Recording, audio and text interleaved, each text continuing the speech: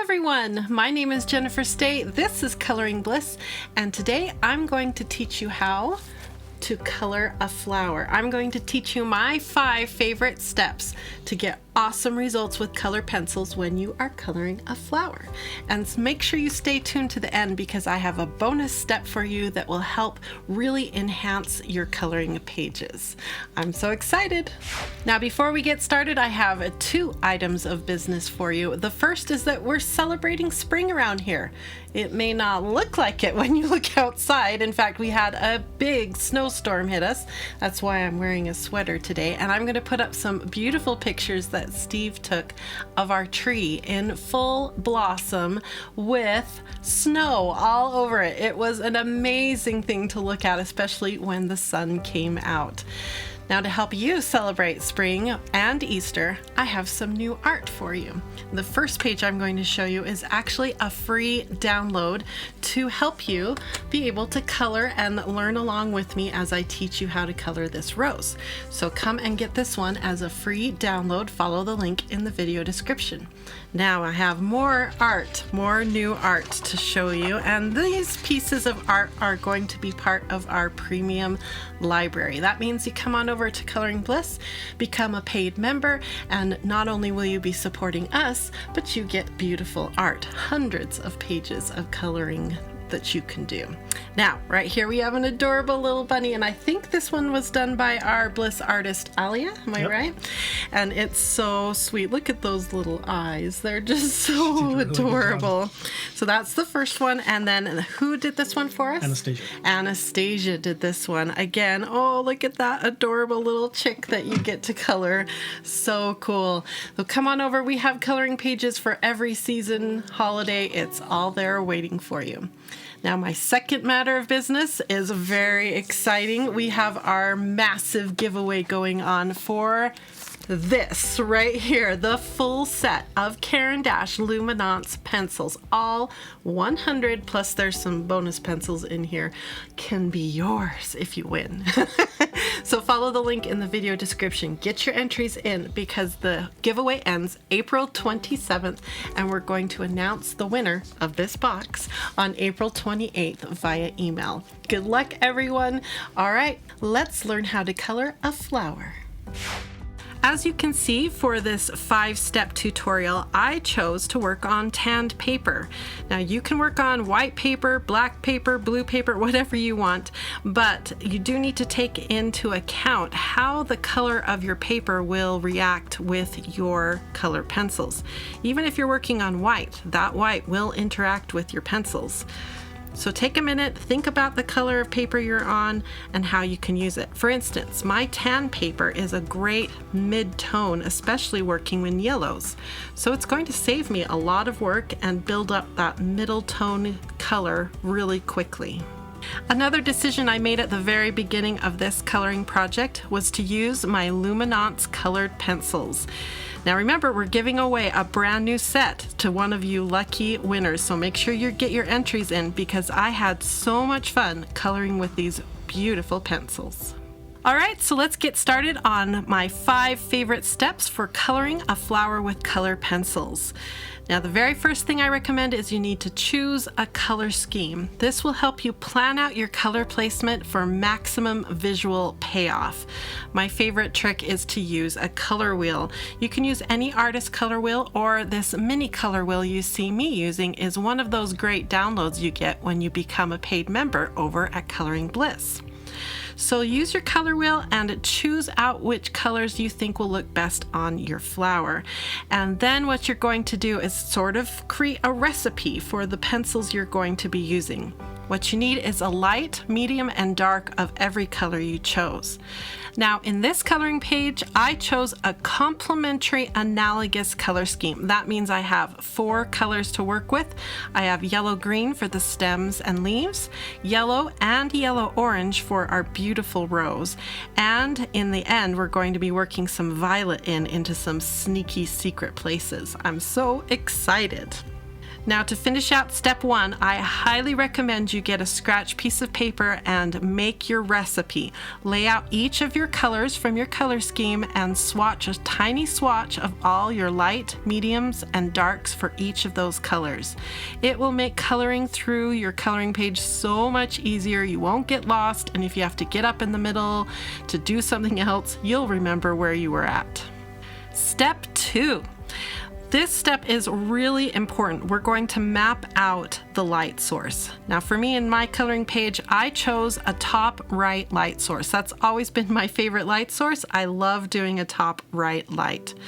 So what you're going to watch me do here is basically map out where all the shadows and the highlights are going to be on the flower petals. So what you're really looking for is the darkest shadow areas. Where can the light not reach? That's where you're going to map out your shadows. And then you're going to look for the brightest spots. Those are the areas that are closest to your light source and are fully exposed. There's no other overlapping items. They're just out there glowing and beautiful. So mapping your light source is done with your lightest color that you've picked for your light, medium, and dark, and your darkest out of that trio of light, medium, and dark. So get in there, map it out, and it should start looking three-dimensional pretty fast. Another tip is to make sure you're always working with light pressure. It's not until the very end, step 5, that I actually start leaning in and doing heavy pressure with my coloring. So work with a sharpened pencil and go very light and slow. Step 3, we're going to color following the light map. So this is when your mid-tone really comes in, that mid-tone yellow, the mid-tone yellow-orange, and you're basically going to connect the light areas to the dark areas, creating beautiful seamless blends and just building up those layers over and over until you have the finished look that you're looking for. Now, as you're watching me work on this step 3 to create this beautiful flower, I want to mention that I filmed this whole process in real time, and we have created a real-time color along where I talk about all the decisions I make. Why is that shadow in that particular place? Why did I choose those particular colors? How do I blend them out and get them to look just right? There's so much information in that real-time color along. There's a link in the video description. You can come on over and check that out.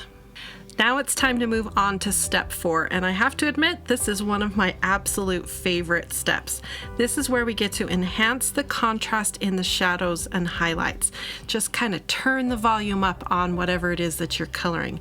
So for this flower, I wanted the shadows to have a little more deepness, a little more interest, so I ended up using some of my violet to make that happen.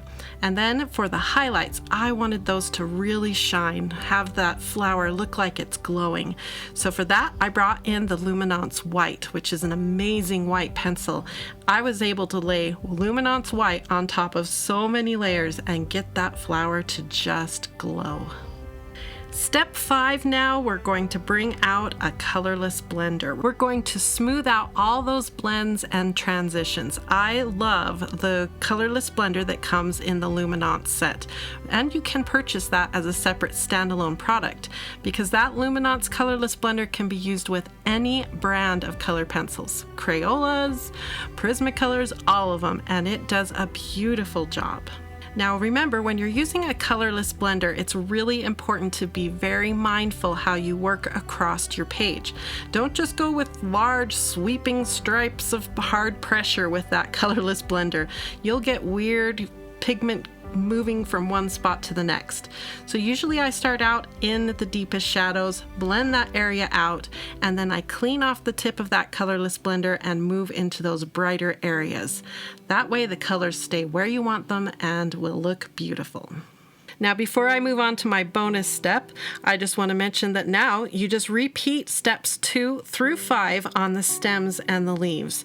All you need to do is map your light source, color following that map that you just created, enhance the contrast in the shadows and highlights, and smooth out those blends, and your leaves and stems will be as beautiful as the flower bloom. And now for the bonus step. This is where I create a strategic background. I want my background to enhance my beautiful coloring and direct the eye of the viewer.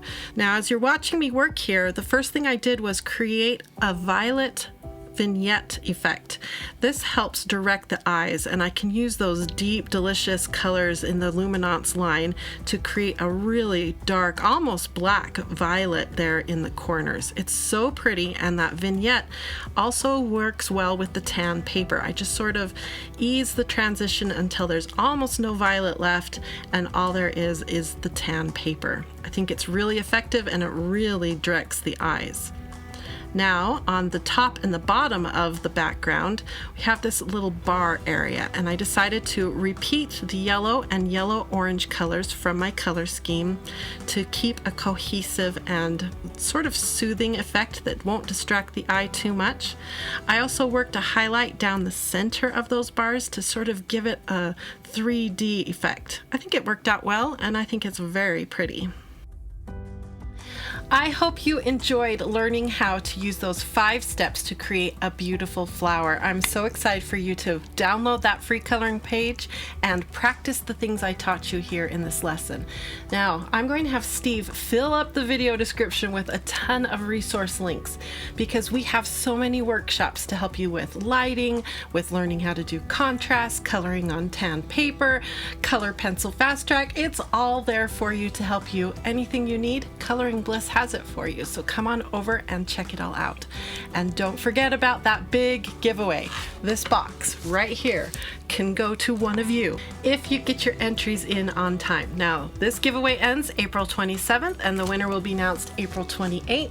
If you're watching this video after that's over, just make sure you have subscribed and that you hit like, all those things so that you don't miss out on the next big giveaway.